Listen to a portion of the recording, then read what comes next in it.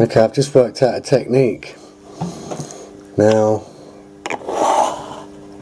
these little samples I've got quite a big lid on them. So if you've got something like this, now I want to fill this, so I'm taking out my coil, but I can sit it there. I don't need to sit that there. I need to sit this one there, right, and I can fill it. So I'm just adding my watermelon. I just had a little smell of it and it smells quite nice. So basically,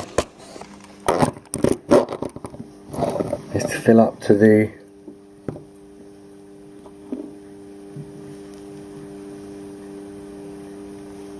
near the top of that centre pin. I do hate these hard tubes, very hard to squeeze. It's almost like drip, drip, drip.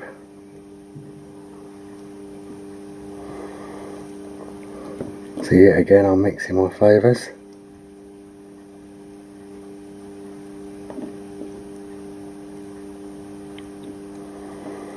I think I'm going to put this into my other squeezy tube, that one, and then I can squeeze it out easier. So I haven't quite gone all the way to the top. I thought the black lines on that centre pin were like how it kind of closes or something, but it's just the reflections put me right off. Okay, thanks, and please like the video.